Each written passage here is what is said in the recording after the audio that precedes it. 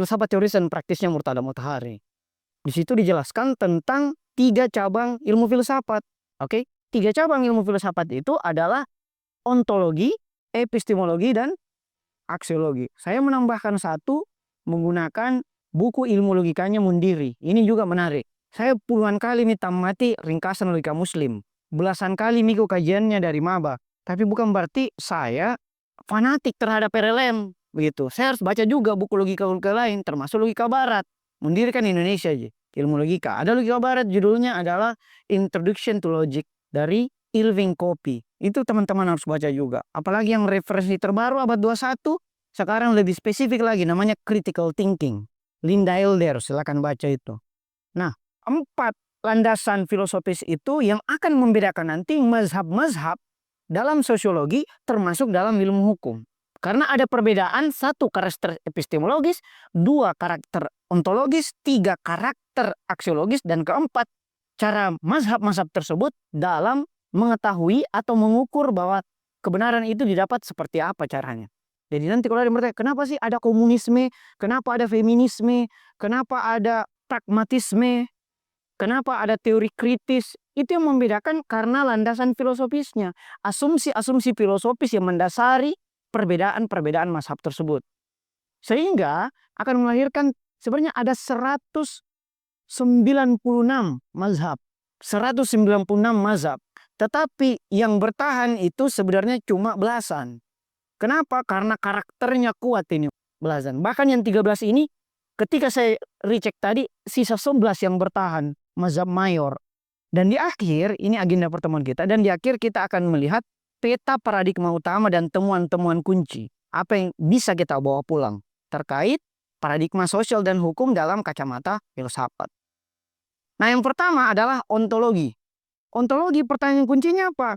Terbuat dari substansi apakah realitas itu? Kenapa ontologi duluan? Karena dia berbicara dulu eksistensi keberadaan. Kita lihat dulu ini asal usulnya keberadaan seperti apa. Silakan baca Falsafatunanya Bakir As-Sadr. Yang kalau di Jakfi, Rosen Fikir itu sampai 8-12 pertemuan. Ada shortcut tersendirinya kalau teman-teman ikut di Jakfi. Nah, maka hanya ada 3 mazhabnya. Materialisme, idealisme, realisme filosofis. Ada perbedaan nama di setiap buku. Ada yang bilang realisme filosofis itu teori in desire. Ada juga yang berbeda. Tapi umumnya seperti ini. Materialisme itu apa? Bahwa realitas fundamental adalah materi. Jadi dia menolak pasti hal-hal yang sifatnya ideal, non materi. Nah, ini akan menjadi tumpuan dari perbedaan antara mazhab-mazhab berpikir. Yang kedua adalah idealisme. Idealisme, realitas fundamental adalah ide atau kesadaran. Idealisme. Oke? Contoh, kalau di sosial dan hukum Hegel. Contoh, kalau di filsafat Yunani klasik Plato. Makanya ada disebut Platonisme. Kenapa filsafat Yunani klasik disebut filsafat Yunani klasik, bukan filsafat Yunani kuno? Apa bedanya kuno sama klasik?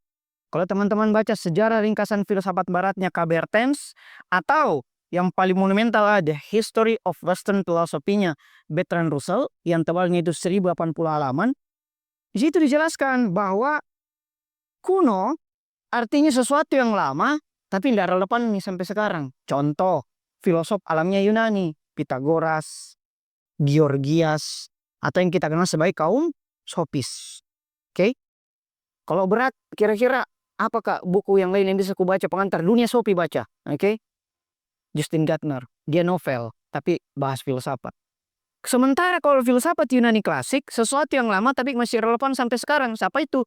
3 filosof besar. Socrates, muridnya Plato, dan muridnya Plato, Aristoteles. Makanya disebut klasik. Makanya ada lagunya Sheryl Seven kan? Sebuah kisah klasik untuk masa depan. Artinya klasik ini tapi masih berlaku sampai masa depan. Berarti nih, duta ini baca Plato dia ini, baca Aristoteles dia ini. Sementara kalau realisme filosofis menyatakan bahwa ada realitas objektif, bisa non materi, bisa materi di luar pikiran kita. Oke? Maksudnya seperti apa, Kak? Kalau teman-teman baca ringkasan logika Muslim, ada pahaman, ada misdak. Pahaman itu kan ide kan? Misdak itu realitas. Dan realitas ini menurut Taqi Misbahyasdi dalam Daras Filsafat Islam ada 2. Ada realitas internal, ada realitas eksternal. Realitas eksternal ini yang hanya diyakini oleh materialisme. Tidak ada realitas internal. Begitu. Sementara idealisme hanya meyakini pahaman. Nah, di dalam filsafat Islam atau realisme filosofis ada realitas eksternal, ada pahaman, ada juga realitas internal. Bahkan kalau kita mau merujuk lagi misalnya pada Yuval Noah Harari, Sapiens, silakan baca bukunya. Sudah ada 5 bukunya. Kami sudah resensi semua, tapi yang paling harus kalian baca 3. Sapiens, Homo Deus 2018, skip Mikanya 2020, 21 Lesson for 21 Century. Bukan sebenarnya tidak bagus, cuman agak-agak pengulangan nih. Yang keempat juga Skip Me, judulnya itu adalah Sejarah Uang, kayak begitu, dia hanya saduran-saduran. Ada 6, dan yang kelima itu tentang diretas dan meretas, tapi yang paling menurut saya recommended untuk kalian, ini yang baru terbit bulan September 2024 lalu, judulnya adalah Nexus. Nexus itu bicara tentang sejarah revolusi informasi dari zaman batu sampai zaman AI. Jadi kalau perlu dikerucutkan lagi, itu saja 2 pada Sapiens dan Nexus. Itu baca Yuval Noah Harari. Yuval Noah Harari mengatakan bahwa ada lagi realitas yang ketiga, namanya realitas intersubjektif. Oke, realitas yang tidak ada pada dunia materi, tetapi keberadaannya ini dipahami oleh banyak realitas intersubjektif di dalam kepala kita. Itulah yang kemudian ia sebut sebagai segitiga emas antara agama, negara, dan uang. Sehingga virallah kata-katanya Yuval Noah Harari yang dikutip oleh Rocky Gerung, bahwa agama itu adalah fiksi. Itu yang disebut fiksi. Nah, karena ini adalah pembahasan filsafat, jangan dianggap lagi fiksi, adalah pembahasan sastra.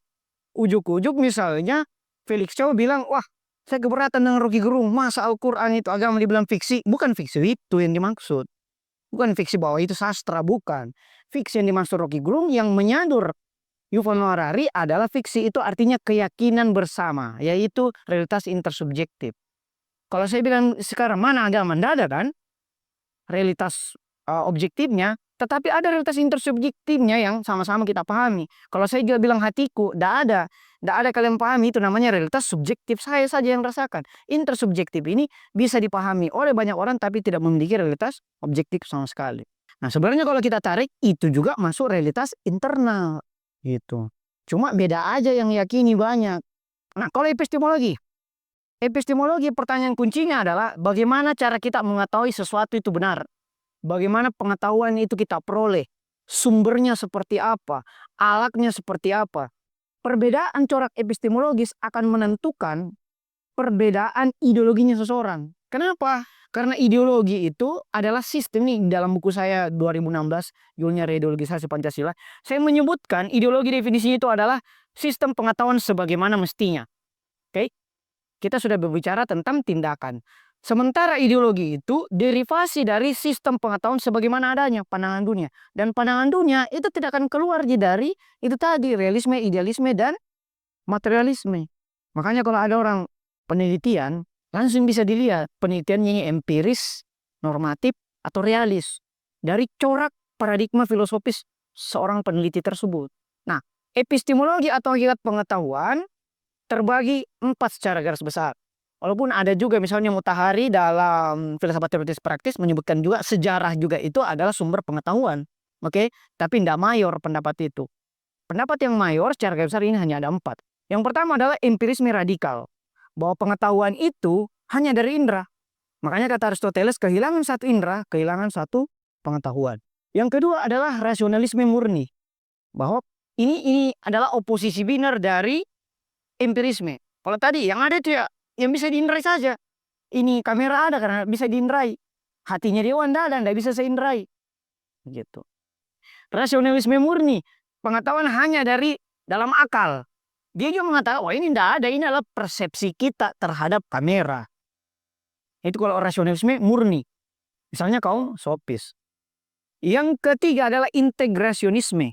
Atau kalau dalam Bakir Sar disebut sebagai teori Inghizai. Ini pengetahuan dari harmoni akal, indera, wahyu. Dia membedakan bahwa ada empirisme itu namanya pengetahuan tahap pertama. Tapi ada juga rasionalisme. Ini namanya pengetahuan tahap kedua. Satu pengetahuan a posteriori, satu pengetahuan a priori. Dan dua-duanya dibutuhkan. Dua-duanya dibutuhkan. Terus berarti pengetahuan kedua tidak bisa eksis tanpa adanya pengetahuan pertama? Enggak juga. Saya kasih contoh sederhana dalam bukunya Kuresia berjudul Dia Ada di Mana-Mana. Dari mana pengetahuan si anak bayi ketika pertama kali dia dilahirkan, langsung na'amut, sorry to say, payudaranya orang tuanya. Kenapa dia tidak gigit? Jangan lebih bilang, dari giginya kak. Iya, maksudnya gusinya begitu. Itulah yang disebut sebagai pengetahuan bawaan atau pengetahuan swabukti, dan itu adalah pengetahuan tingkat 2, termasuk misalnya kalau teman-teman baca Murtada Mutahari, fitrah judulnya, kupas tuntas fitrah, pengetahuan swabukti itulah yang disebut sebagai fitrah kita. Yang langsung inherent, kalau HP itu disebut sebagai perangkat bawaan. Dan yang keempat adalah fedeisme. Fedeisme adalah pengetahuan hanya dari iman dan wahyu. Hanya dari iman dan wahyu ya. Beda sama integrasionisme tadi. Kalau ini fedeisme menolak seluruh asal-usul pengetahuan di luar dari perintah atau otoritas iman dan wahyu. Selanjutnya, aksiologi. Nah, aksiologi, pertanyaan kuncinya adalah apa yang membuat sesuatu itu baik atau buruk? Adakah objektivisme moral itu? Bagaimana kita mengukur baik dan buruk? Itu aksiologi dibahas. Walaupun ada juga cabang aksiologi yang lain namanya estetika. Ini kan etika ya. Ada juga estetika. Dia berbicara tentang keindahan. Tapi kan kurang relate gitu. Aksiologi atau hakikat nilai itu ada 4 mazhabnya. Relativisme moral, itu nilai tergantung pada konteks budaya, bahwa sesuatu dikatakan bermoral tergantung budayanya. Kalau kita kira-kira di Amerika tidak tabe-tabe, bermoral tidak kita. Sementara subjektivisme, nilai atau moral itu adalah perasaan pribadi, tergantung orang-orang, bukan budaya. Nah, sementara mazhab yang keempat adalah utilitarianisme moral, bahwa nilai atau moralitas itu diukur dari manfaat terbesar yang diberikan oleh entitas tersebut. Makanya lahir argumen yang sangat terkenal dari Jeremy Bentham, the greatest number for the greatest happiness. Kebahagiaan terbesar untuk sebanyak-banyaknya orang. Semakin banyak orang bahagia, itu yang paling bagus. Contoh yang diadopsi sekarang adalah survei tingkat kepuasan masyarakat, itu bla bla bla bla bla 80%. Ini Prabowo ini didukung. Padahal satu yang harus kita pertanyakan, apakah risetnya itu valid? Apakah tidak bias? Berapa samplingnya? Kalau teman-teman baca buku yang menarik sekali, yang sudah diresensi juga oleh Anies Baswedan, judulnya itu adalah Berbohong dengan Statistik, warna merah sampulnya. Sudah baca juga. Banyak sekali situ kata-kata. Bagaimana membingkai kebohongan melalui statistik. 80%, 50% kepuasan masyarakat. Tapi kan ambigu. Mana kita lihat realitasnya? Mana kita puas? Ada tidak sini puas dengan pemerintahan saat ini? Nah, inilah utilitarianisme moral yang juga masuk dalam mazhab sosiologi dan mazhab ilmu hukum. Nah, dan landasan filsafat yang ketiga yang harus kita uji sebelum kita masuk ke dalam setiap disiplin paradigma mazhab-mazhab ilmu adalah teori kebenaran. Bagaimana mazhab tersebut mempersepsi atau menemukan kebenaran. Nah, ada namanya teori korespondensi. Apa itu kebenaran? Ini yang paling selalu diulang-ulang anak HMI. Padahal cuma satu aspek saja itu. Paling kata-katanya Bertrand Russell. Yang mana kita tahu Bertrand Russell, pandangan filsafatnya adalah materialisme. Apa itu kebenaran, Dinda? Sesuai pada tempatnya. Bukan. Kebenaran itu adalah kesesuaian antara ide dan realitas. Itu cuma satu aspek, satu spektrum. Bagaimana kalau sesuatu tidak memiliki realitas internal? Kalau sesuatu tidak memiliki realitas internal, tidak benar dong. Jadinya, itulah kalau kita berpandangan materialisme. Kebenaran adalah kesesuaian antara ide dan realitas. Ada idenya, ada realitasnya. Kalau tidak ada realitas eksternalnya, ujung dari paradigma itu akan menganggap bahwa Tuhan itu tidak ada. Karena tidak ada realitasnya. Yang kedua adalah kebenaran koherensi, bahwa kebenaran itu diukur dari konsistensi logis antara satu teorema dengan satu aksioma. Oke, apa itu teorema? Sesuatu yang sementara kita ukur. Itulah lahirnya teori. Oke, apa itu aksioma? Sesuatu yang sudah diukur sebelumnya dan sudah dibuktikan kebenarannya. Itu namanya aksioma. Atau yang dalam filsafat Islam disebut sebagai prinsip swabukti. Atau dalam bukunya Landasan Kerangka Berpikir Ilmiah dan Filosofisnya Arendt Ahmad disebut sebagai prinsip niscaya lagi rasional. Itulah yang disebut sebagai aksioma. Kalau segala sesuatu kita ujikan ke aksioma dan benar sesuai dengan aksioma, maka itu dikatakan benar dalam prinsip teori koherensi. Kesesuaian antara ide realitas dan realitasnya Tuhan. Dan bisa kita lihat. Coba kita lihat dulu pada aksiomanya bahwa setiap akibat bergantung pada sebab. Teori aksioma kan, ini alam semesta dia bergantung pada suatu. Apapun namanya, pasti ada sebabnya. Selesai. Yang ketiga adalah teori pragmatis.